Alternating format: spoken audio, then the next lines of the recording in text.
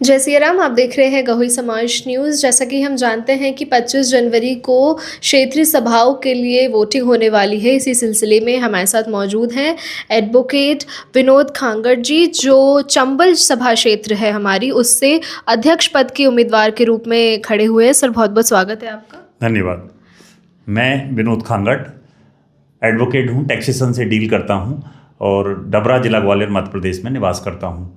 मैं जो वर्तमान में हमारे चंबल क्षेत्रीय सभा के चुनाव हो रहे हैं उसमें मैं अध्यक्ष का उम्मीदवार हूँ।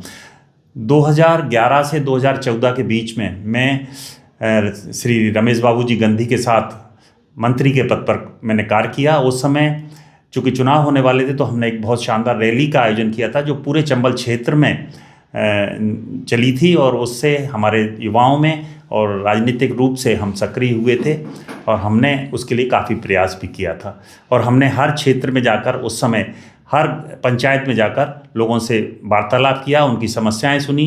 जहां भी कोई परेशान था उनकी समस्याओं को दूर करने के लिए हमने उस समय बहुत प्रयास किया।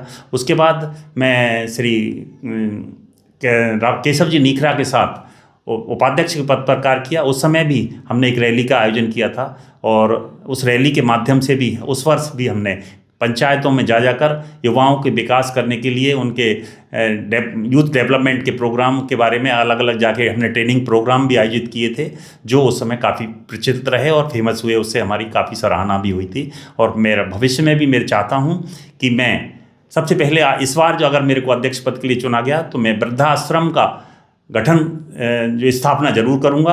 तो क्योंकि हमारे परिवार में जो एकल परिवार की प्रथा अब चल चुकी है तो हमारे वृद्धों के लिए कोई भी जो परिवार है वो बेचारे निर्भीक हो जाते हैं और परेशान होते हैं। तो ऐसे में हम उन वृद्धों की सेवा करेंगे और उनके लिए एक अलग से वृद्धाश्रम की स्थापना का मेरा प्रथम प्लान है जो मैं करूँगा। दूसरा, मैं प्रत्येक पंचायत स्तर पर समय समय पर स्वास्थ्य शिविर का आयोजन भी हम इस बार करेंगे।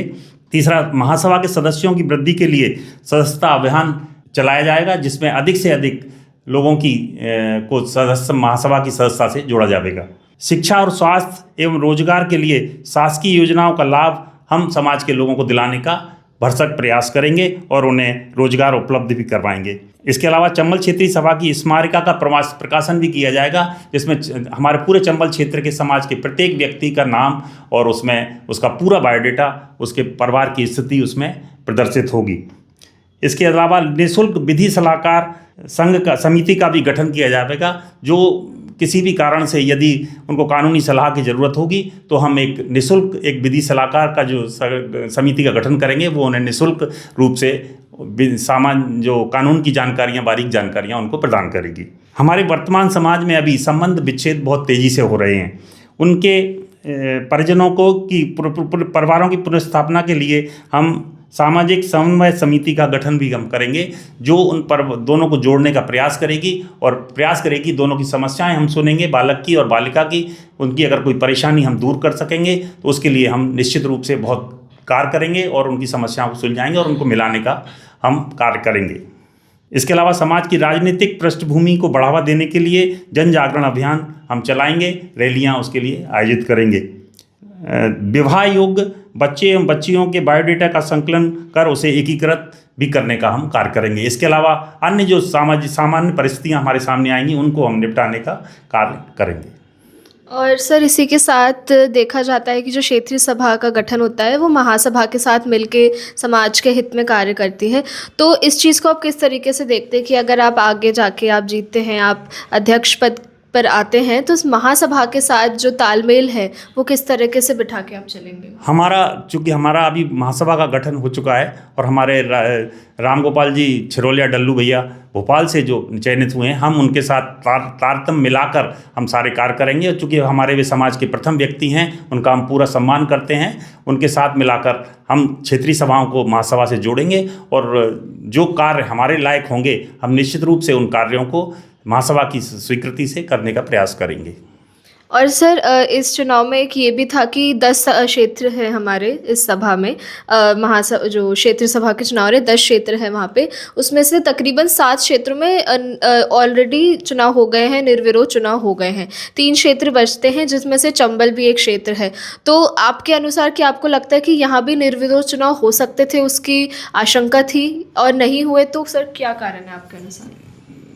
चूँकि पिछले जो निर्वाचन हुए थे उनमें पिछली बार भी मेरे को जब चुनाव के लिए मैं खड़ा हुआ था तो उस समय मेरे को सामाजिक एक समिति बनी। उस सामाजिक समिति ने कहा कि आप खंताल जी को आप इस बार बन जाने दीजिए, अगली बार आपको हम मौका अवश्य देंगे और अगली बार हम आपका अध्यक्ष बनाने में सहयोग करेंगे।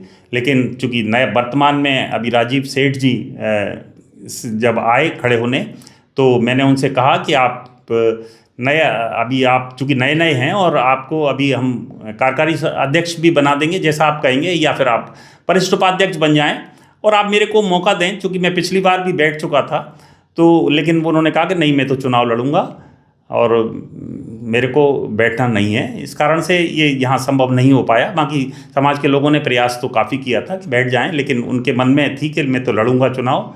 तो हमने कहा ठीक है भाई आप लड़ेंगे, तो मैंने भी उस मन बना लिया कि हम चुनाव लड़ेंगे और चुनाव लड़कर ही हम अध्यक्ष का पर विजय प्राप्त करेंगे। जी सर, अंत में जो आपके मतदाता हैं जो 25 तारीख को आपको वोट करेंगे, आपको आके करेंगे, समाज के जो लोग ये देख रहे हैं, क्या संदेश देना चाहें, कि आपकी अपील रहेगी इस वोटिंग में उनकी?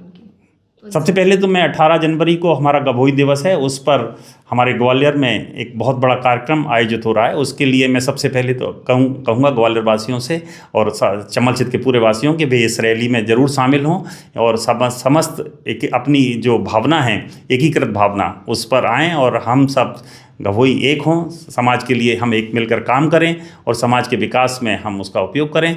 दूसरा, 25 जनवरी को जो हमारा चुनाव है तो मेरा प्रत्येक मतदाता से अनुरोध है कि वे आकर इस चुनाव के समर में भाग लें और अवश्य वोट, अपना मतदान जो भी है अवश्य करें।